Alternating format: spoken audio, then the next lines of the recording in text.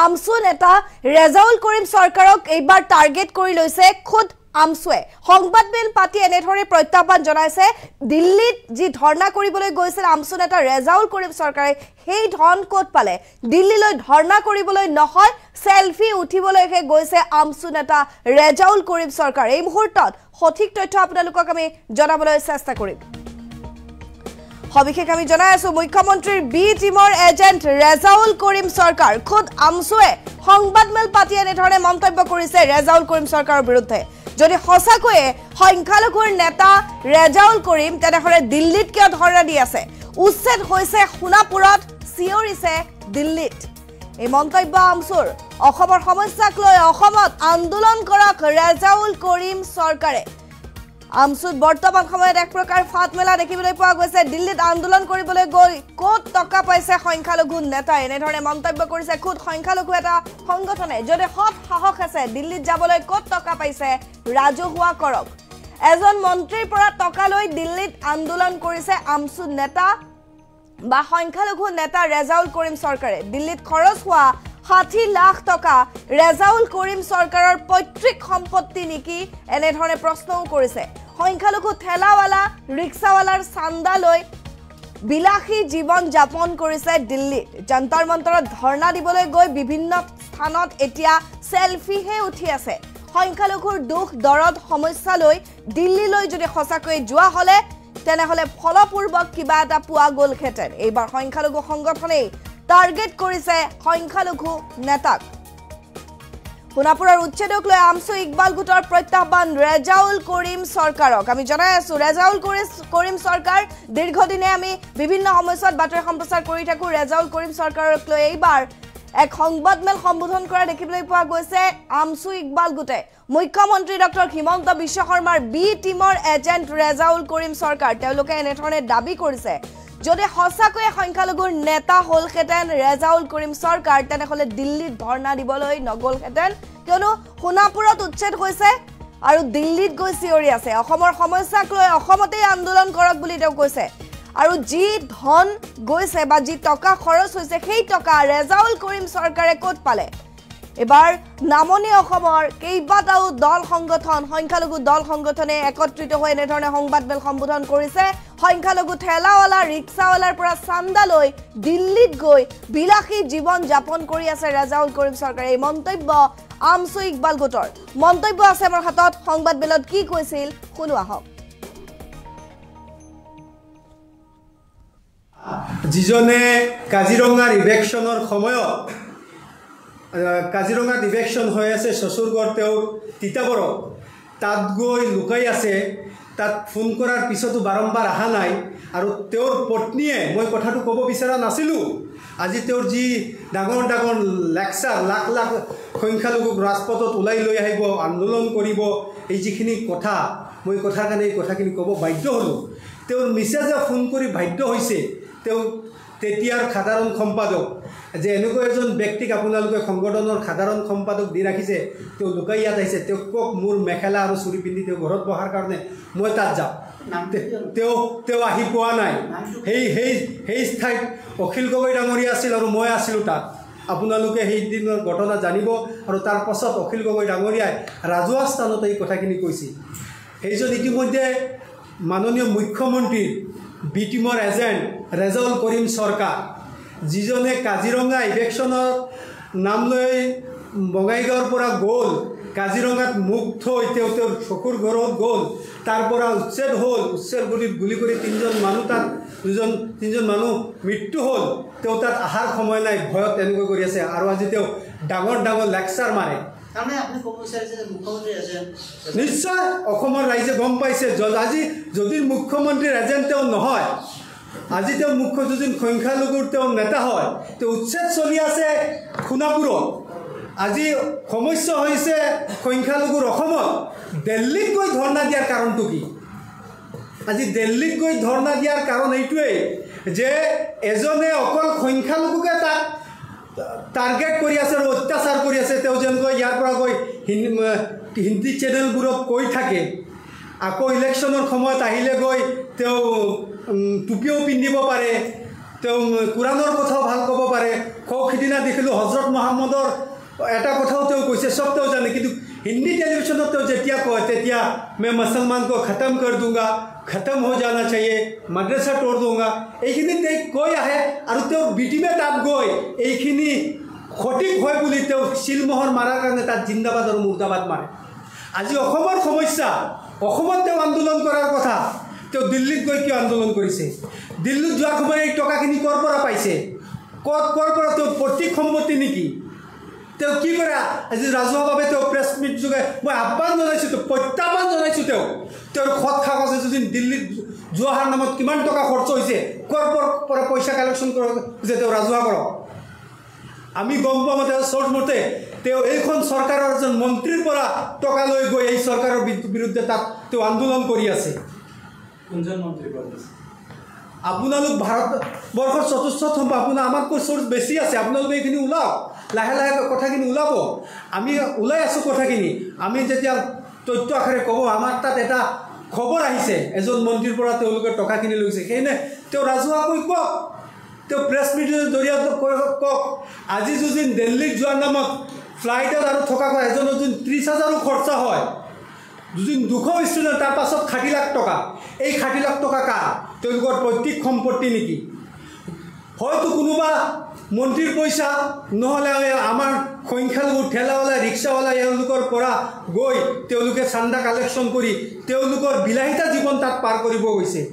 ধৰ্ণা দিব গৈছে তেওঁলোকে যন্তৰ মন্তৰত। আপোনালোকে তেওঁলোকৰ ফেচবুক খুচৰি চাব, তেওঁলোক গৈ বিভিন্ন জেগাত চেলফি মাৰি আছে, প'জ দি আছে। তাত কি প'জত গৈছে নেকি? আজি যদি সংখ্যালঘুত তেওঁলোকে দুখ দৰদ লৈ গ'লেহেঁতেন, তেওঁলোকে গৈ সেই তাত ধৰ্ণা কৰাৰ পিছত তাৰ পৰা কি এটা ফলপ্ৰসূ হওক। দিল্লীত আপোনালোক গৈছে, 50-60 লাখ টকা খৰচ কৰিছে, এটা ভাল প্লেটফৰ্ম আনি এই অসমত কি পৰিস্থিতি হৈ আছে, অসমত যে এই চৰকাৰখন ব্যৰ্থ, সংখ্যালঘুৰ কাৰণেই হওক সংখ্যাগুৰুৰ কাৰণেই হওক। মইতো ক'ব বিচাৰিছিল যে মাননীয় বৰ্তমানৰ মুখ্যমন্ত্ৰী অকল তেওঁৰ চকীৰ কথাৰ তেওঁৰ কথা চিন্তা কৰি আছে, তেওঁ বিজেপিৰ শ্লোগানতো নাই। তেওঁতকৈ কট্টৰ হিন্দু নেতা আছে যোগী আদিত্যনাথ, তাতোতো তেনেকুৱা ধৰণৰ ঘটনা হোৱা নাই, তাতোতো ডেভেলপমেণ্টৰ কাম হৈ আছে।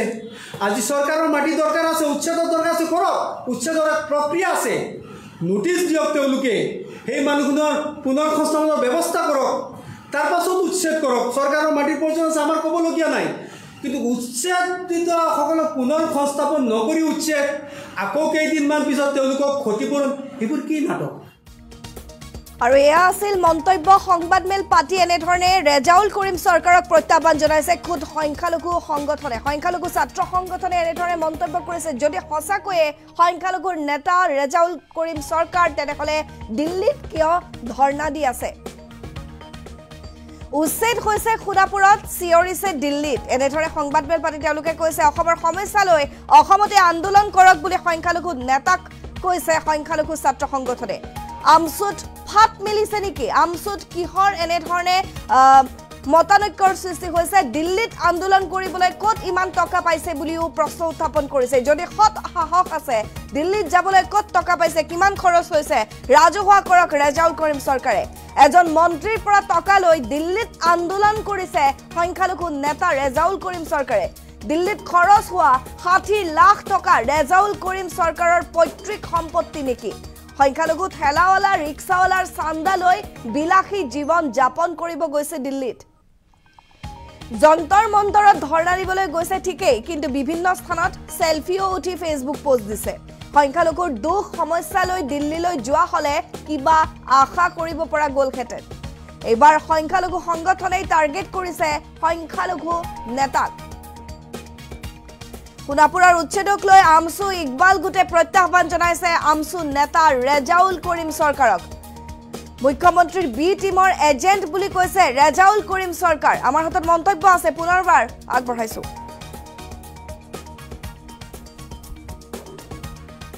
যিজনে কাজিৰঙাৰ ইভেকশ্যনৰ সময়ত, কাজিৰঙাত ইভেকশ্যন হৈ আছে চচুৰগড় তেওঁৰ তিতাবৰত, তাত গৈ লুকাই আছে, তাত ফোন কৰাৰ পিছতো বাৰম্বাৰ অহা নাই। আৰু তেওঁৰ পত্নীয়ে, মই কথাটো ক'ব বিচৰা নাছিলোঁ, আজি তেওঁৰ যি ডাঙৰ ডাঙৰ লেকচাৰ, লাখ লাখ সংখ্যালঘুক ৰাজপথত ওলাই লৈ আহিব, আন্দোলন কৰিব, এই যিখিনি কথা, মই কথাৰ কাৰণে এই কথাখিনি ক'ব বাধ্য হ'লোঁ। তেওঁৰ মিছেজে ফোন কৰি বাধ্য হৈছে তেওঁ তেতিয়াৰ সাধাৰণ সম্পাদক, যে এনেকুৱা এজন ব্যক্তিক আপোনালোকে সংগঠনৰ সাধাৰণ সম্পাদক দি ৰাখিছে, তেওঁ লুকাই ইয়াত আহিছে, তেওঁক কওক মোৰ মেখেলা আৰু চুৰি পিন্ধি তেওঁ ঘৰত বহাৰ কাৰণে মই তাত যাওঁ। তেওঁ আহি পোৱা নাই। সেই ঠাইত অখিল গগৈ ডাঙৰীয়া আছিল আৰু মই আছিলোঁ তাত। আপোনালোকে সেইদিনৰ ঘটনা জানিব। আৰু তাৰ পাছত অখিল গগৈ ডাঙৰীয়াই ৰাজহুৱা স্থানত এই কথাখিনি কৈছিল। সেইজন ইতিমধ্যে মাননীয় মুখ্যমন্ত্ৰীৰ বি টিমৰ এজেণ্ট ৰেজাউল কৰিম চৰকাৰ, যিজনে কাজিৰঙা ইভেকশ্যনৰ নাম লৈ বঙাইগাঁৱৰ পৰা গ'ল, কাজিৰঙাত মুখ থৈ তেওঁ তেওঁৰ চকুৰ ঘৰত গ'ল, তাৰ পৰা উচ্ছেদ হ'ল, উচ্ছেদ গুলি কৰি তিনিজন মানুহ মৃত্যু হ'ল। তেওঁ তাত অহাৰ সময় নাই, ভয়ত এনেকৈ কৰি আছে। আৰু আজি তেওঁ ডাঙৰ ডাঙৰ লেকচাৰ মাৰে। নিশ্চয় অসমৰ ৰাইজে গম পাইছে। আজি যদি মুখ্যমন্ত্ৰীৰ এজেণ্ট তেওঁ নহয়, আজি তেওঁ যদি সংখ্যালঘুৰ তেওঁ নেতা হয়, তেওঁ উচ্ছেদ চলি আছে সোণাপুৰত। আজি সমস্যা হৈছে সংখ্যালঘুৰ অসমত। দিল্লীত গৈ ধৰ্ণা দিয়াৰ কাৰণটো কি? আজি দিল্লীত গৈ ধৰ্ণা দিয়াৰ কাৰণ এইটোৱেই যে এজনে অকল সংখ্যালঘুকে তাক টাৰ্গেট কৰি আছে আৰু অত্যাচাৰ কৰি আছে। তেওঁ যেনেকৈ ইয়াৰ পৰা গৈ হিন্দী চেনেলবোৰত কৈ থাকে, আকৌ ইলেকশ্যনৰ সময়ত আহিলে গৈ তেওঁ টুপিও পিন্ধিব পাৰে, তেওঁ কোৰাণৰ কথাও ভাল ক'ব পাৰে। সিদিনা দেখিলোঁ হজৰত মহম্মদৰ এটা কথাও তেওঁ কৈছে, চব তেওঁ জানে, কিন্তু হিন্দী টেলিভিশ্যনত তেওঁ যেতিয়া কয় তেতিয়া মই মুছলমান কো খতম কৰ দুংগা, খতম হৈ জানা চাহিয়ে, মাদ্ৰাছা তোৰ দুংগা, এইখিনি তেওঁ কৈ আহে। আৰু তেওঁ বিটিমে তাত গৈ এইখিনি সঠিক হয় বুলি তেওঁ শিলমোহৰ মাৰাৰ কাৰণে তাত জিন্দাবাদ আৰু মুৰ্দাবাদ মাৰে। আজি অসমৰ সমস্যা, অসমত তেওঁ আন্দোলন কৰাৰ কথা, তেওঁ দিল্লীত গৈ কিয় আন্দোলন কৰিছে? দিল্লীত যোৱাৰ সময়ত এই টকাখিনি ক'ৰ পৰা পাইছে? ক'ৰ পৰা তেওঁ প্ৰতীক সম্পত্তি নেকি? তেওঁ কি কৰে? আজি ৰাজহুৱাভাৱে তেওঁ প্ৰেছ মিট যোগে মই আহ্বান জনাইছোঁ, প্ৰত্যাহ্বান জনাইছোঁ। তেওঁৰ খত কাগজ যদি দিল্লীত যোৱাৰ নামত কিমান টকা খৰচ হৈছে, ক'ৰ পৰা পইচা কালেকশ্যন যে তেওঁ ৰাজহুৱা কৰক। আমি গম পোৱা মতে চৰ্ট মতে তেওঁ এইখন চৰকাৰৰ এজন মন্ত্ৰীৰ পৰা টকা লৈ গৈ এই চৰকাৰৰ বিৰুদ্ধে তাত তেওঁ আন্দোলন কৰি আছে। কোনজন মন্ত্ৰী কৰিছে? আপোনালোক ভাৰতবৰ্ষৰ চতুৰ্থ সম্পাদক, আপোনাৰ আমাতকৈ চ'ৰ্চ বেছি আছে। আপোনালোকে এইখিনি ওলাওক, লাহে লাহে কথাখিনি ওলাব। আমি ওলাই আছোঁ কথাখিনি। আমি যেতিয়া তথ্য আকাৰে ক'ব, আমাৰ তাত এটা খবৰ আহিছে এজন মন্ত্ৰীৰ পৰা তেওঁলোকে টকাখিনি লৈছে, সেইনে তেওঁ ৰাজহুৱাকৈ কওক, তেওঁ প্ৰেছ মিটৰ জৰিয়তে কওক।